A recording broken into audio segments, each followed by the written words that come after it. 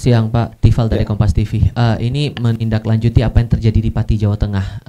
Puncaknya kemarin sempat ada eskalasi sampai jatuh korban. Selain saya minta tanggapan Bapak mewakili pemerintah soal ini, saya juga mencermati ada beberapa pandangan.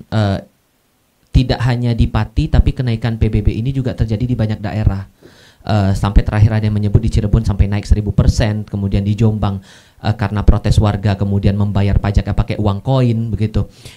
Dan ada pandangan juga dari Selios terakhir kalian menyampaikan bahwa ini efek atau imbas dari efisiensi yang dilakukan pemerintah. Pada akhirnya dana yang ditransfer ke daerah minim sehingga pembangunan terhambat yang pada ujungnya memaksa pemerintah daerah melakukan pengambilan anggaran di sektor lain, terutama salah satunya yang paling gampang, dianggap paling gampang adalah menaikkan pajak. Akhirnya kan berdampak lagi kepada masyarakat luas yang ujungnya kita lihat kemarin seperti yang terjadi di Pati, Jawa Tengah. Sejauh mana kemudian pemerintah menanggapi itu yang menyebut efek yang terjadi di daerah terutama di Pati itu imbas dari efisiensi.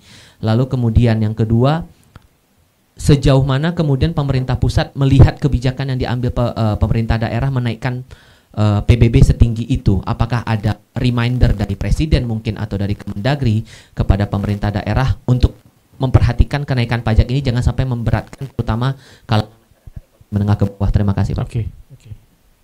Silakan Pak. Banyak ya pertanyaannya ini. Satu pertanyaan tapi banyak.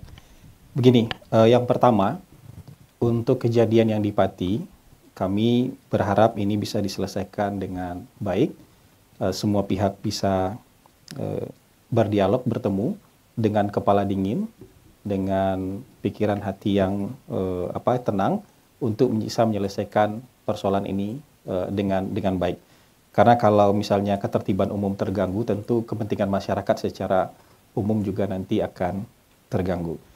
Nah, kalau mengenai tuduhan bahwa hal-hal yang dilakukan oleh beberapa pemerintah daerah ini terkait dengan kebijakan efisiensi, kami menganggap ini sebuah tanggapan yang prematur. Ya, teman-teman, Kan bahwa ini efisiensi di awal tahun 2025 itu tidak hanya untuk satu kabupaten kota, tidak hanya untuk 2 kabupaten kota, tapi untuk 500-an kabupaten kota. Ya kan? Untuk 500-an kabupaten kota. Untuk seluruh kementerian dan lembaga yang ada di pemerintah pusat. Jadi kalau ada kejadian spesifik, satu kejadian, seperti yang terjadi di Pati, ini adalah murni dinamika lokal. Ya, kalau kita bicara ini adalah efek kejadian, efek dari kebijakan pemerintah pusat, maka kita harus bicara dalam konteks 500-an kabupaten kota. Ya, dan ini perlu untuk ditekankan. Dan untuk kebijakan-kebijakan yang ada di pemerintah daerah itu kan memang kewenangan mereka. Ya, untuk PBB P2 itu, ini kan PBB P2. Pajak bumi bangunan, sektor pedesaan dan sektor perkotaan, rumah, gedung, tanah di luar tambang, perkebunan, dan lain-lain. Ini memang kewenangan dari pemerintah daerah. Biasanya mereka juga membuat ini berdasarkan perda. Kalau berdasarkan perda itu kan bupati bersepakat memutuskan ini dengan DPRD.